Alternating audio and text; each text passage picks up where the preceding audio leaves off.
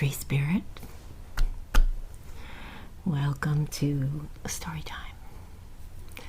A while back I mentioned in a video that for some time I used to do horse evacuations during fires and other situations, and I thought I'd tell you a little bit about it now that we're kind of over the worst of fire season here in Southern California.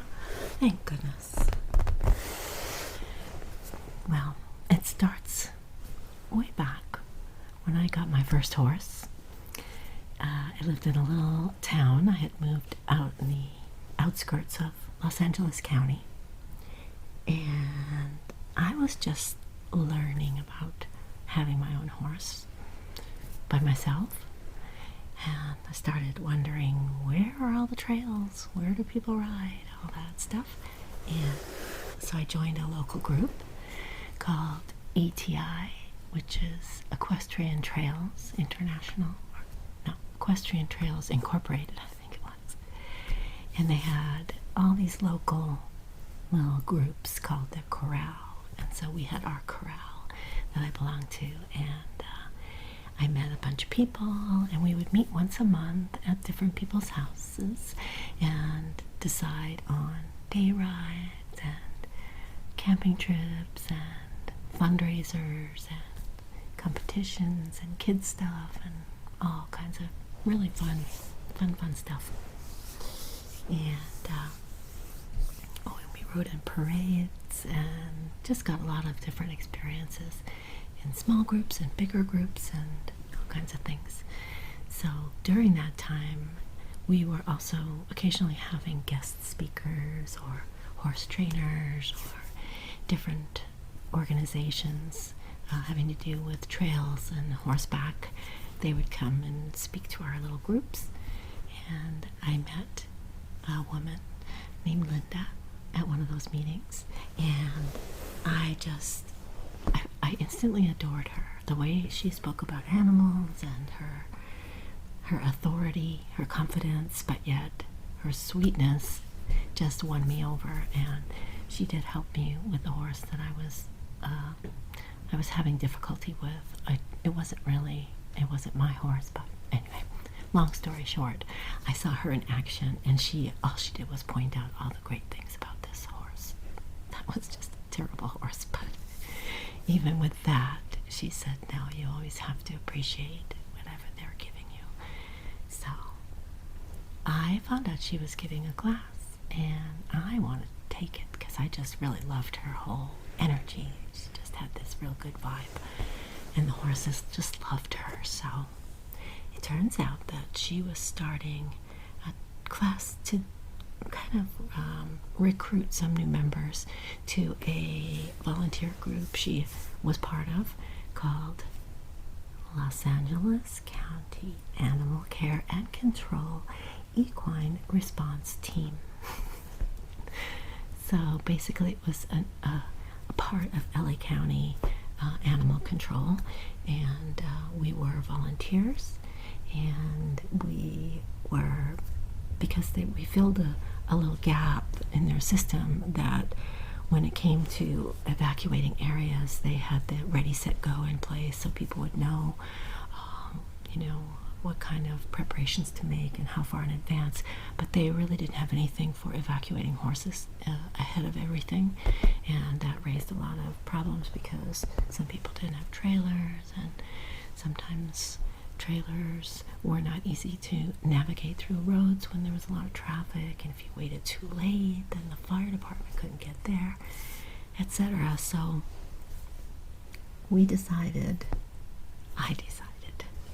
I wanted to go full force in this volunteer group, and so I signed up to take the county classes, and I'm going to show you a little bit about that.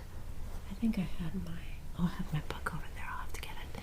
A lot of classes, all different kinds of training before we could qualify. And then even there, as far as being around the horses, there were levels that you had to meet requirements. On level 1, you would be in observation mode and assisting and sort of the backbone of our group. phone trees and things like that. And level 1 also managed a lot of the paperwork. So when horses were brought in to the evacuation centers, we would have to cross-check paperwork with the horse and with the facility and with the owner. And so the level 1 volunteers would work with those items. And then level 2 worked at the shelters where the horses were being brought, all kinds of animals actually, not just horses, but yeah, whatever you could get into a trailer or into a cage in the back of a truck or whatever. So they would work at the shelters and they would keep track of all the animals and reuniting them with the owners and cross-checking paperwork, etc. But they would be in charge of feeding and watering and making notes and anything that was specific to any animal there. They had to note it and keep track of all that. So, and then level 3 was actually the trailer teams. So that was what I really wanted to do, and that's what I trained for. So I could actually use my own truck and trailer to go in when we had a point of vehicle, and usually either LA County or LA County Fire, or one of the authorities would take us through, and they would go ahead of us to make sure that the way was open and that we could turn around in case of an emergency. So having to take into account long trailers with trucks. So yeah, so we worked closely with them, and it was really, really interesting and rewarding. But because of that, we had to take a lot of different classes. So I guess I'll show you that first. So we were given little placards to put into our windows if we came in any of our private vehicles. So they would just put the incident number and then the team that you were on, the date, and the position that you were. Which I have extra of. So I have this whole binder. It's dusty, very dusty. I had a lot of the stuff in storage.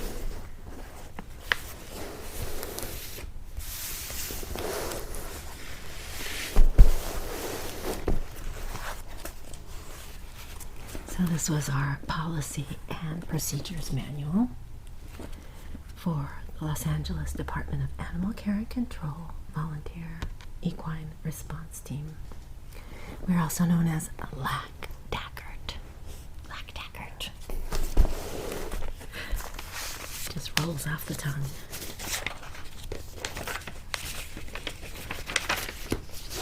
Just looking for like a date. Oh, 2009.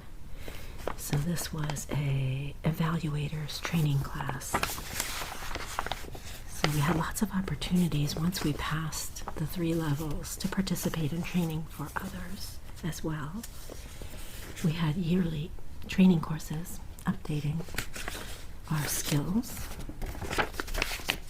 And the best part was that my beautiful friend Linda taught the horse handling and trailer loading classes, which were the 2 advanced classes for level 3.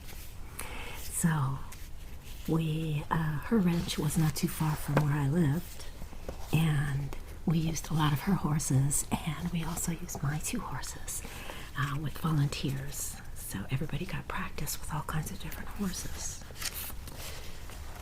Yeah, trailer loading class. These were invitation only because you had to first pass the horse behavior and handling class. Those were really good days. I had a lot of photos from them too. And we also did a lot of events whenever we had booths that we could give out information to let people know that we were out there and what we were going to do if you had an emergency. So I had little lists of things to check for before an emergency and just some guidelines, practical knowledge, but not everybody that has horses is all that knowledgeable necessarily. So this was the original book, and it really broke down what happens during emergencies, you know, the tree of connections, communications, volunteer position. So everything had job descriptions and job duties of all the positions of the volunteers.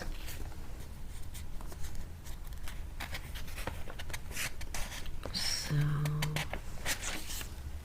we had organization charts, and this is really real. Staging area, so there would always be a staging area and a safe location near to where the fire was so that we could get in and out quickly, and a lot of different personnel would stage there, so you would always have to look for the manager and then the liaison officer or the safety officer, and then it would work on down to logistics and strike teams, task forces, and single resources. So we were down in here somewhere, and we only went in to evacuate horses when we were connected through the authorities. So we had to play by very strict rules. And this is the type of information sheet that we would give to the owner to fill out about their horse, with any distinguishing marks, and who was supposed to be picking the horse up, the badge number of the person that took the horse, etc. And at the bottom was the information when they were returned to their owner. So, lots of paperwork.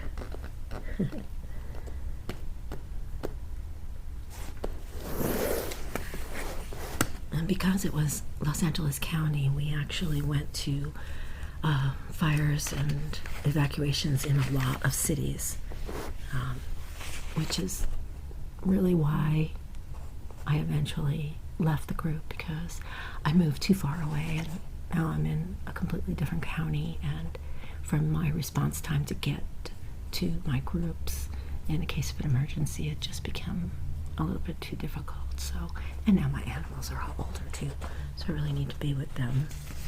But as time went on, LA County decided to train their own people in horse handling. And luckily enough, they did go through my friend Linda and got some very good experience, because they were not experienced before. They definitely understood dogs and handling of animals and being in, you know, situations of stressed animals, but not so much with horses. So they did get some training, and unfortunately now our group is no longer. So anyway, so then we had all these courses that we needed to take, I was telling you, and we had to have identification cards, and we had to sign agreements that we would not dispatch ourselves. If we heard about a fire, we couldn't work under the auspices of our situation. So we studied fire safety, the nature of fire, how to behave around fire safely. We studied disaster psychology, the understanding of the mind of volunteers and victims during disasters, coping skills, and how to interact with volunteers, other volunteers, how to keep your cool under stress, for sure.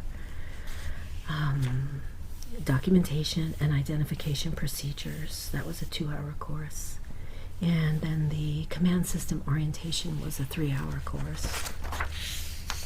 And then those were the requirements for level 1. Level 2 added equine first aid and psychology. That was a whole day. And we did some practices and all of that kind of stuff. Horse psychology. Horse handling and control, that was a day-long procedure, radio operations, we learned how to use handheld walkie-talkies, radios, all kinds, and some of us took shortwave radio. Shortwave radio? Is that what it's called? Ham radio. Yeah, got my ham radio operator's license. So that was fun to play with. And then CPR, human CPR. Then level 3 added in all of level 1 and 2, and then trailer loading techniques. So it had to have horse handling, and we were evaluated.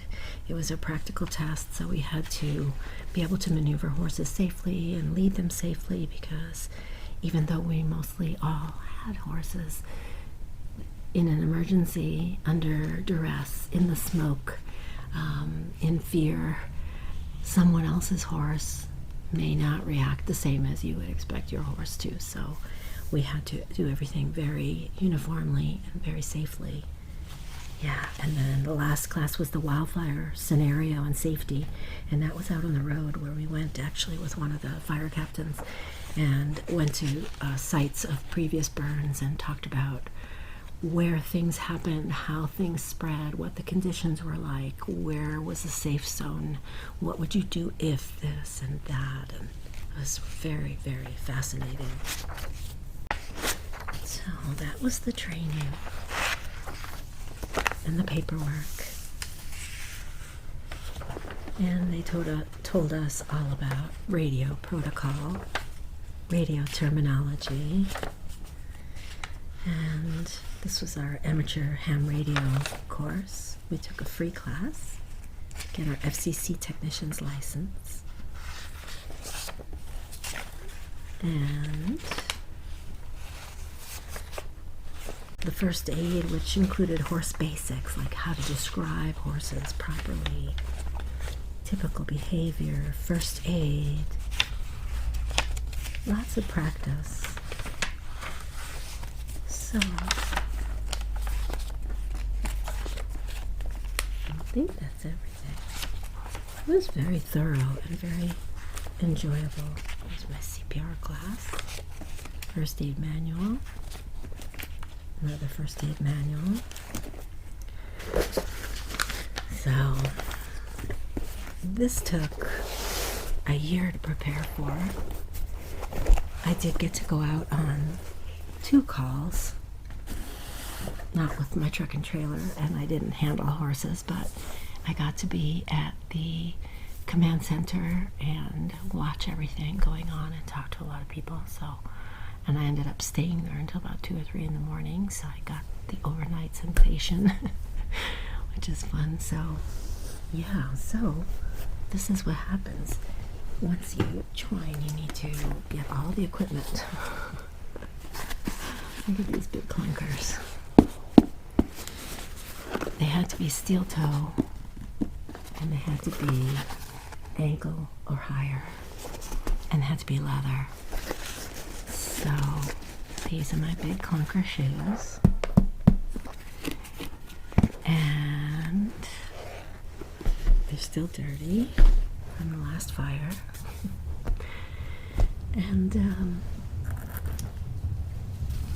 we have an outfit that we had to wear, a jumpsuit, and they told us you have to get a belt, a black belt, because there are things you need to put on your belt, and you always have to have it. So I don't wear belts, but I got this one. It's gigantic. But I love the buckle. It had to be a silver buckle too. Silver, pewter. Oh, there's my heart buckle.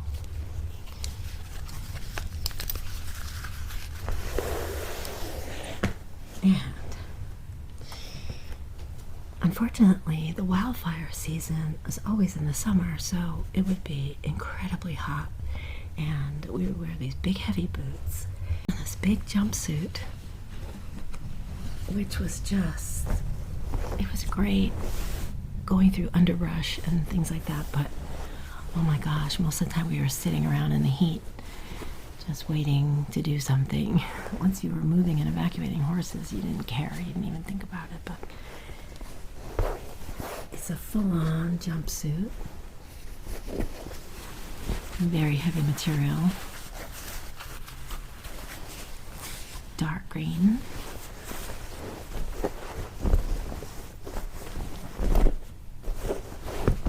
With a very long zipper. Oh my goodness, it smells like my old house. It's been in the storage box for so long. And at the top, there's 2 zippered pockets. Pretty deep. And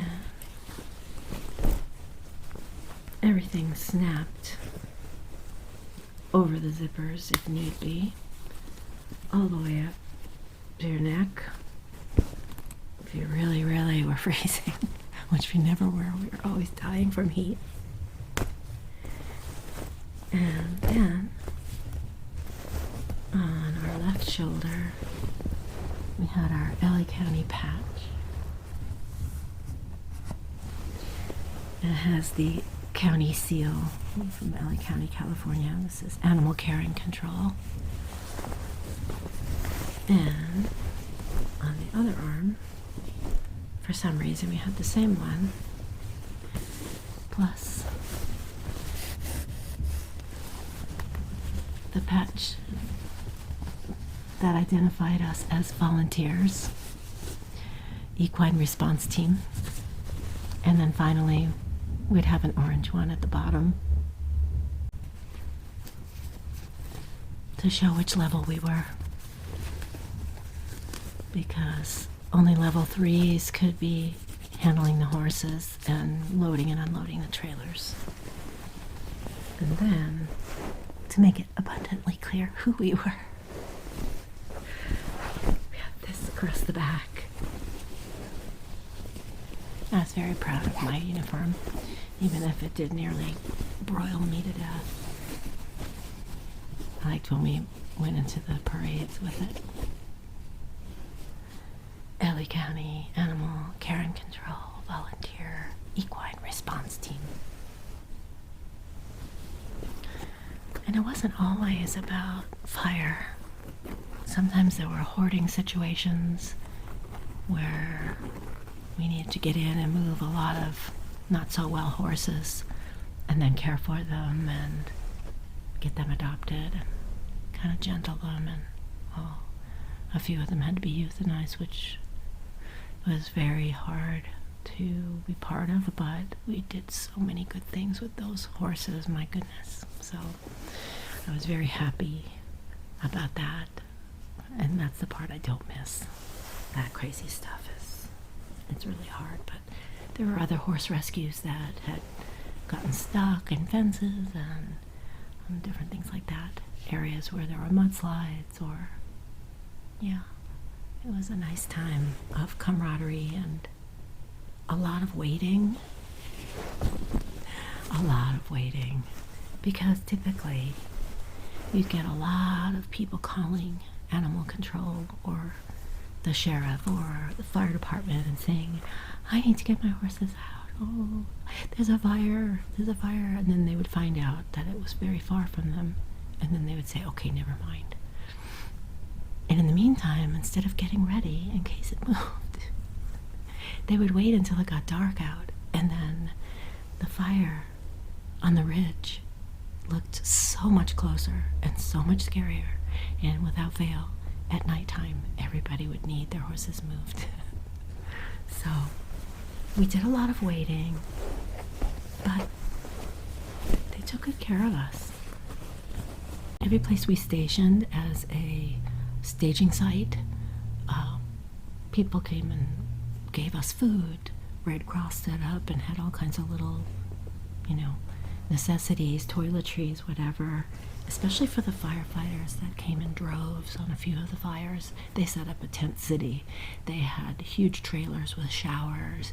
They had hot meals on these giant trailers that you would see at like movie sets. And so a lot of hard work, and it was amazing to be on the other side and kind of see that, because many times we lined up all of our rigs right alongside a lot of fire department or a correctional institution that had volunteers out doing cutting line or cutting fire lines or anything like that. There's so many people involved when there's fires, and there's so many people at the base camp taking care of them.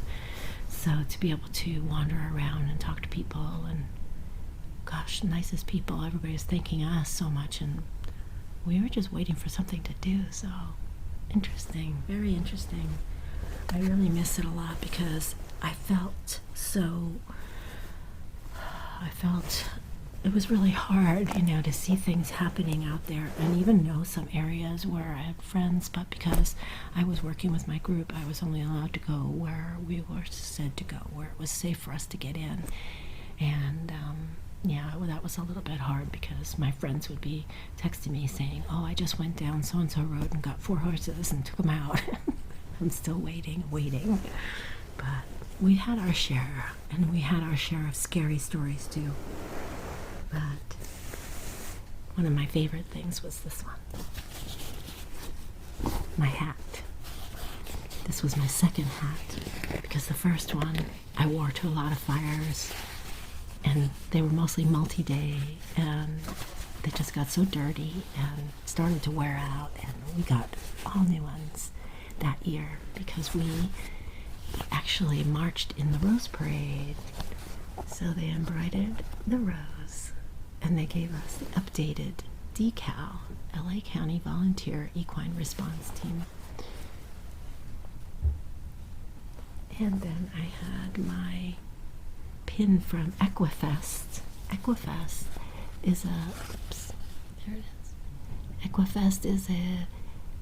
horse show performance by all of the horses and riders that are going to be in the Rose Parade in the morning. So it's the day before, and they come into this huge arena and they just show off, and man, there were some amazing riders. And this was a pin for the Shire horses, which are gigantic, huge horses, bigger than warm bloods, bigger than draft horses. Just these, they're, I think, the tallest horses. And if you know horses, like normal size horses, like 15 to 16 hands. Some of the tall thoroughbreds are 17 hands. These horses were 19 hands high. I'll show some pictures so you can see how tiny I was next to them. They were beautiful, gentle giants, though, and we were accompanying them because you have to have outwalkers along any horse group. So I walked the whole dang parade, and my feet were on fire because guess what? I had to wear these. We were dying. So, and then this one on this side is, it was given to us by LA County Animal Control, 2007 firestorms. For our volunteer work, we all got pins. So. And I still have this one. This last pin that I had to put on my cap. I'm going to take it out.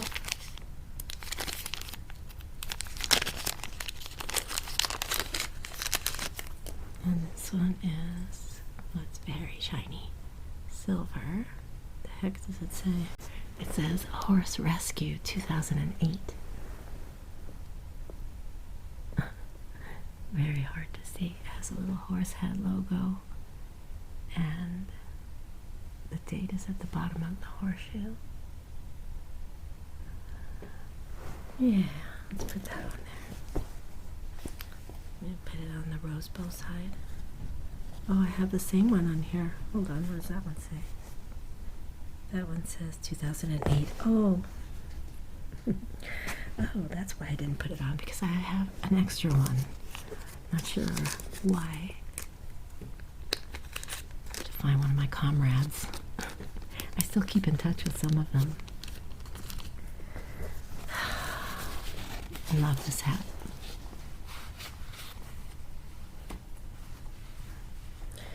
I love it because I have a big head and it actually fits nicely. Nice and secure down the back. I look like FBI. Put your hands up, FBI. Yeah. Shame I won't get to wear it anymore. I suppose I can take off the logo. Don't want to be impersonating anyone. So, that was my uniform. But the cutest dang thing was the uniform that I made for my dog. Because he was very well loved by my friends. And he loved to dress up. He just loved a good outfit. He was a Jack Russell Terrier. His name was Dexter. And I made an outfit for him so he could be in the parade with me. This was not the big parade. This was LA County Parade. LA County Fair once a year, and they have a big parade.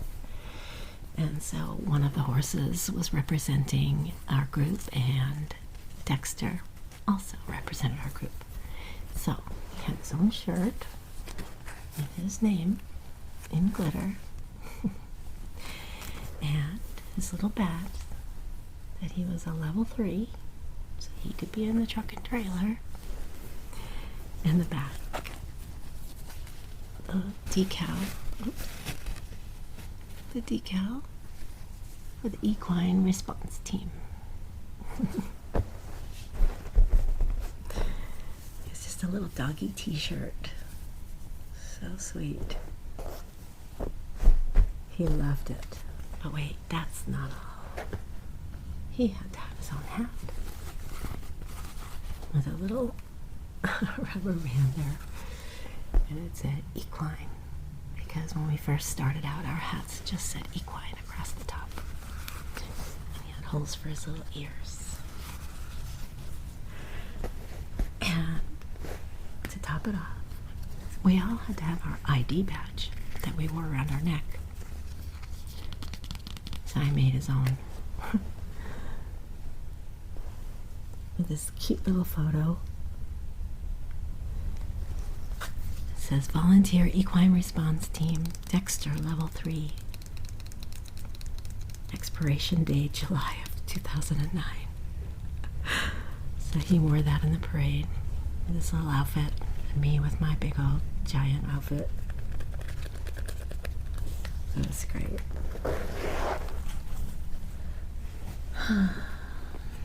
So, whenever we would go to a fire and we were given an address, a connection, a telephone number, and how many horses, and would either take 1 or 2 trailer teams to head to that location, we would have our walkie-talkies, our cell phones, our map, and I don't think we had GPS back then.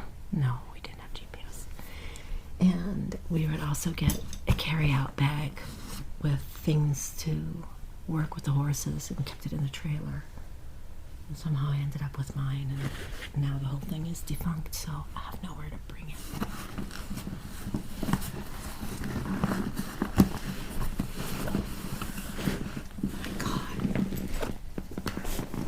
It weighs a ton.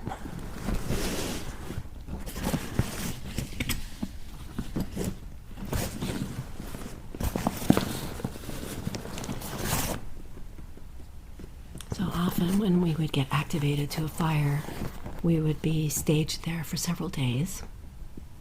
I was lucky to have flexibility in my work. And if there were fires that were close, I would just volunteer to stay.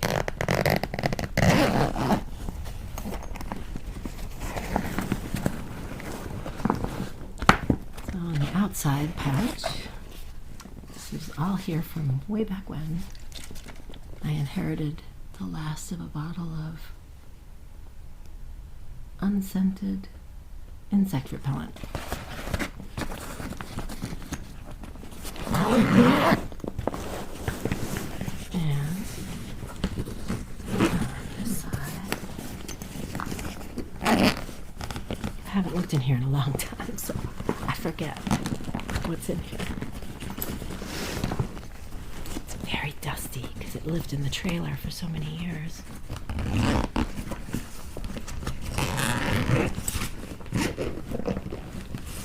Oh, here we go. I'm not familiar with these. I'm sure they're no good anymore because the rubber is probably deteriorated. And 95s. So of course we would always have to wear these for the smoke.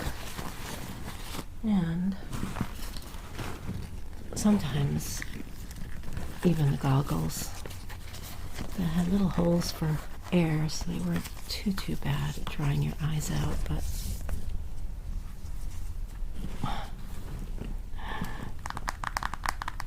definitely saved my eyes a few times because you're trying to read maps and focus on small writing or details on the map, and the smoke is heavy duty, so not usually, but sometimes. These are from racquetball. I used to play racquetball, but they worked great. What else is in here? A pair of cotton gloves. Not sure why.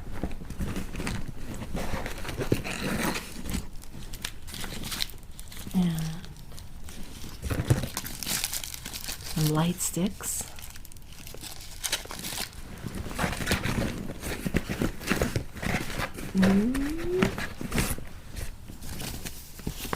A map of one of the towns I grew up in, or one of the towns I used to live in. I was an adult. Okay. On this side, whew, dusty.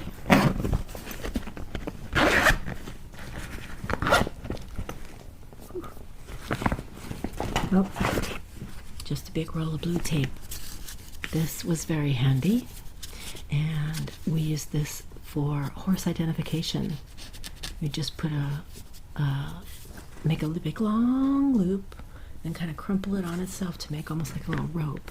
Leave the end sticky, put it around the horse's neck and attach it. Put another little bit of this tape around the connection, and that way you would have a space to write. It'd be about half the size of this, but you could have a magic marker and you could write the horse's name and the date, phone number. Did a lot of that. And the main compartment. Now I had my own bug out bag as well. I think I've shown it before. Now I just keep that in my car. It had all my personal items and toiletries and things.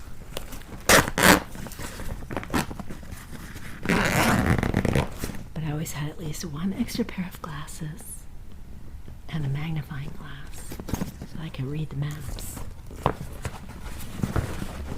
Yeah.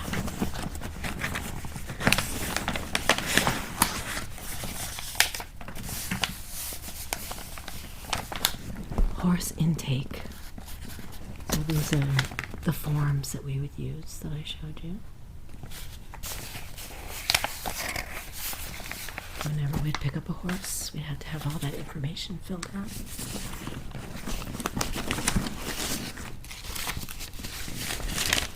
Sheltering site rules.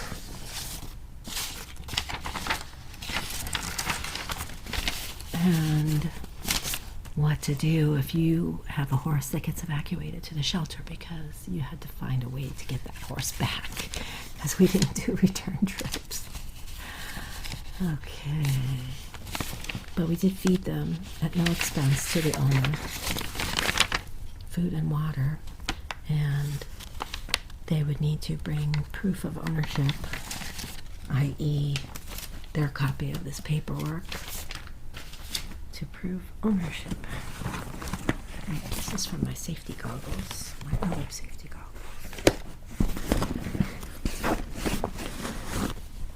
I had towels, which were always useful to have in case you needed to just soak them down and put them around a horse's face or around their nostrils so that they could breathe better, or for whatever you might need a towel, I guess. And then we have a huge assortment of rope halters.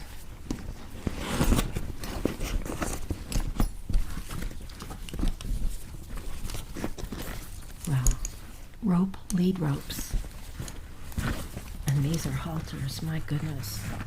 I need to donate these to somebody with a huge horse. Gigantic. That would be for a very big horse. And it has a rope ready to go.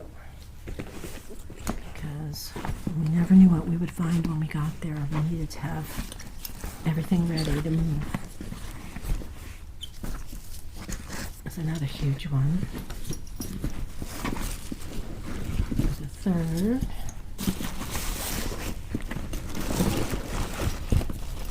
And here's a smaller one. And it has lactacard on it. I need to take that off. But they don't exist anymore, so there's a halter. That's a smaller one. The rope hasn't even been opened. And wax crayons or wax markers for riding on a horse. Completely dried out. Paint stick, all-weather paint stick livestock marker. So we could write on them. I tell you, there's no way we wanted to take a horse and not know who that horse belonged to.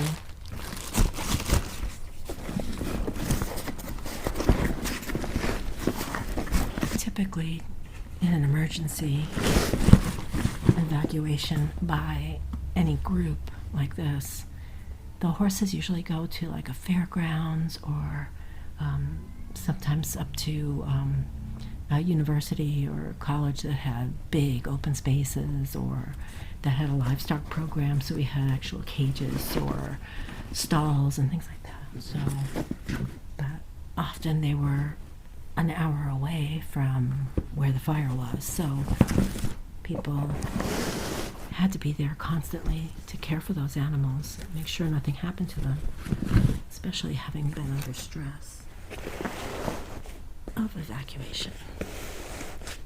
So, I think that's all, my friends. It was good for a story, I guess. Share that with you, and maybe some memories from different fires. And now that I'm not part of that group, it's really hard when there's fires around because I don't have the inside scoop like I used to. Even though there wasn't any more that I could really do about it. It was just comforting to know people that were a little closer in and eyes on the situation. So, but now it's all quiet. I don't get the phone calls.